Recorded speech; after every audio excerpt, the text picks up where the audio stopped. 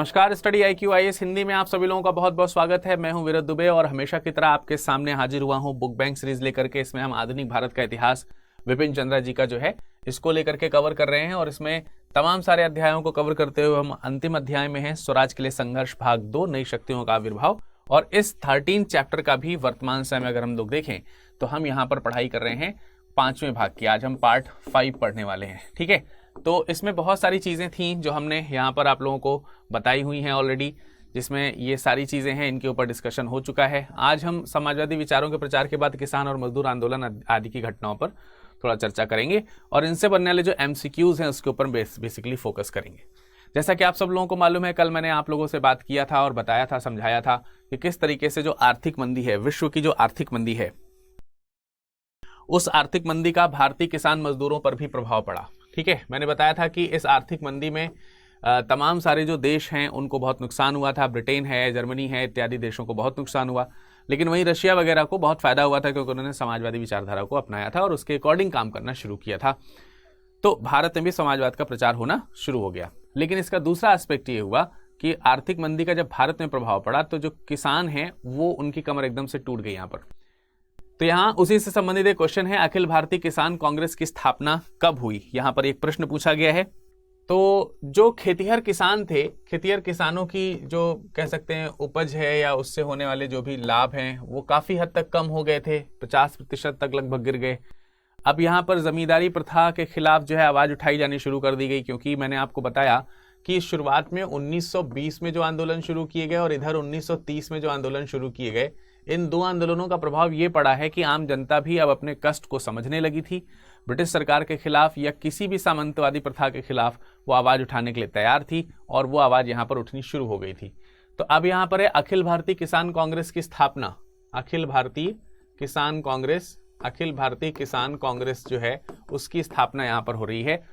तो ये कब हुई है? 1936 में हुई है, 39 में हुई है, 1942 में हुई है या फिर 1945 में हुई है? तो इसका करेक्ट आंसर है ऑप्शन नंबर ए,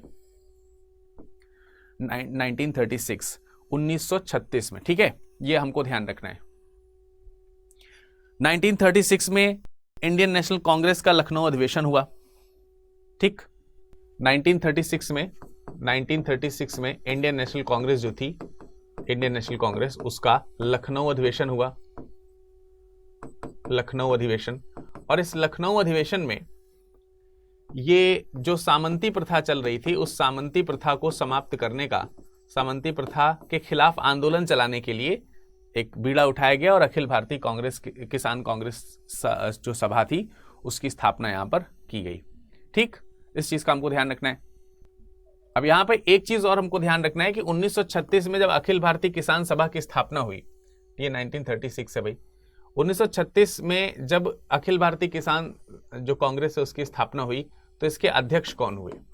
अध्यक्ष, इसके अध्यक्ष हुए स्वामी सहजानंद सरस्वती, सहजानंद सरस्वती। तो स्वामी सहजानंद सरस्वती जो हैं वो इसके क्या हुए? प्रथम अध्यक्ष हुए, प्रथम अध्यक्ष। इसके अलावा हमको एक पॉइंट और ध्यान रखना है, NG रंगा का नाम यहां पे याद रखना है। NG रंगा, ये इसके पहले सचिव हुए, ये इसके पहले क्या हुए? सचिव हुए। और अखिल भारतीय किसान कांग्रेस जो सभा है, इसकी जो मांग थी वो क्या थी? इसकी मांग थी कि इसे क्या किया जाए, जो भी सामंती प्रथा है उसका समापन किया जाए, सामंती जो प्रथा है, ठीक है, जो जमींदारी प्रथा है उसे समाप्त किया जाए, जमींदारी प्रथा।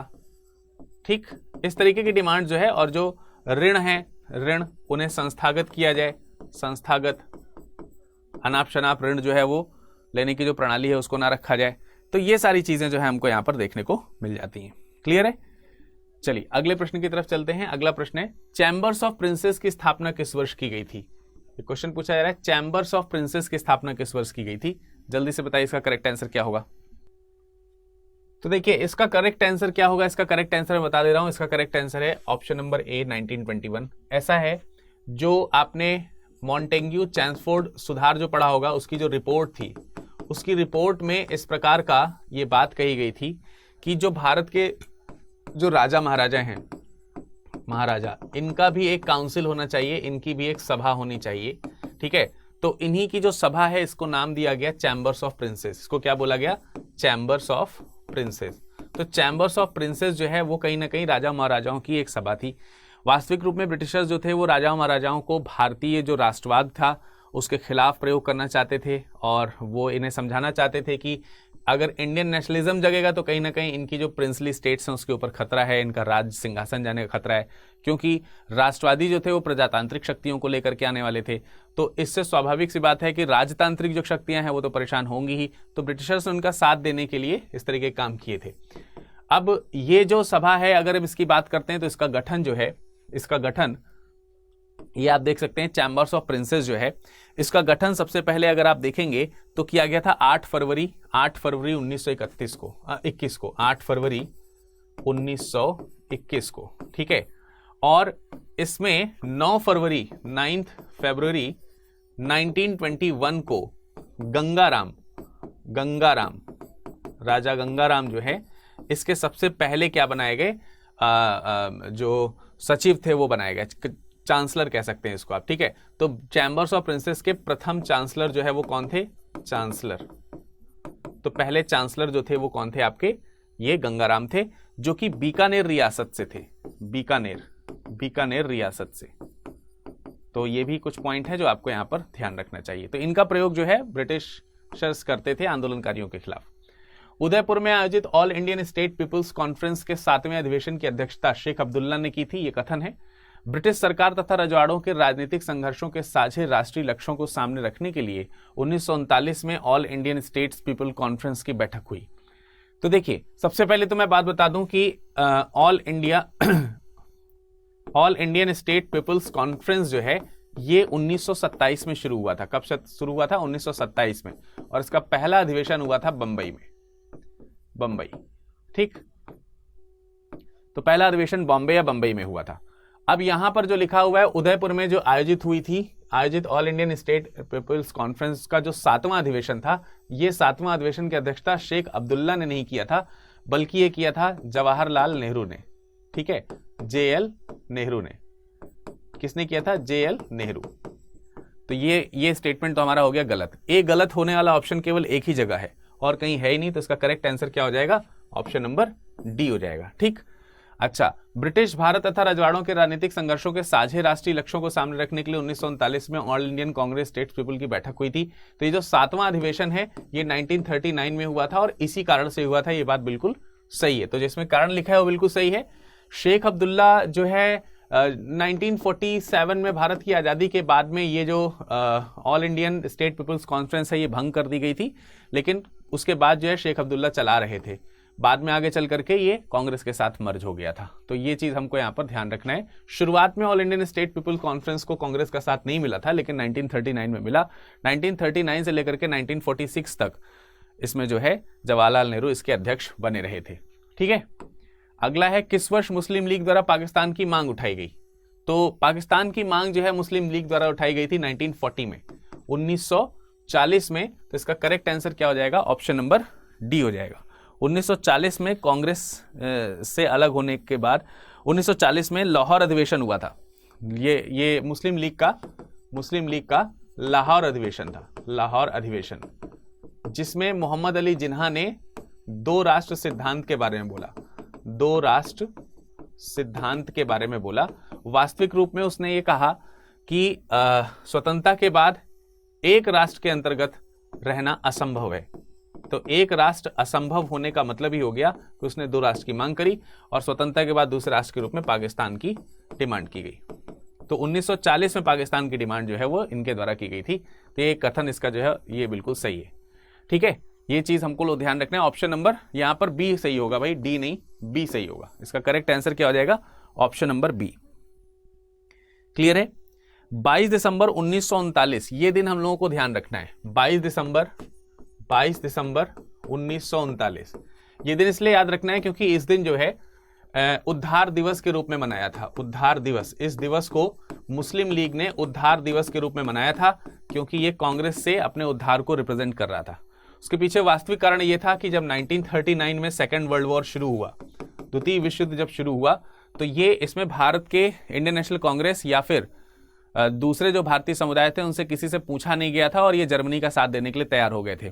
भारत सरकार, जिसका विरोध इंडियन नेशनल कांग्रेस ने किया, और इंडियन नेशनल कांग्रेस ने 1937 के इलेक्शन में जो 7 सीटें जीती थी उन सभी जगहों के मंत्रिमंडल को इन्होंने भंग कर दिया।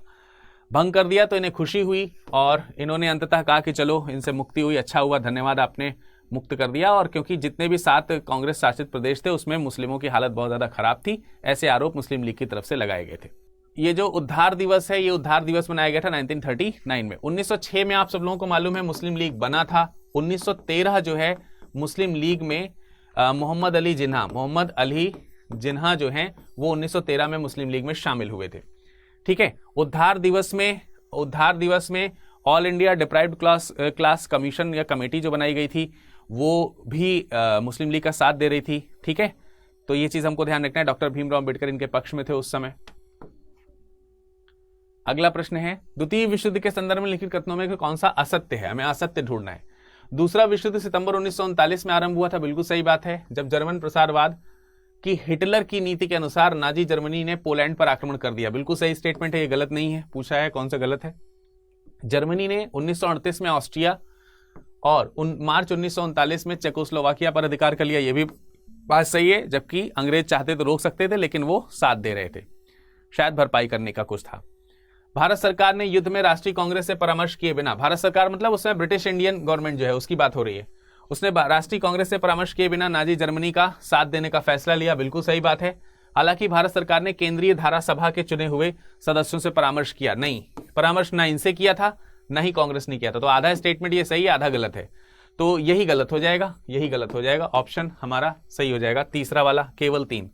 ठीक है, केवल 3, ऑप्शन सी जो है हमारा करेक्ट हो जाएगा। राष्ट्रीय कांग्रेस फांसीवाद आक्रमण के शिकार देशों के साथ पूरी सहानुभूति रख रही थी, बिल्कुल सही बात है।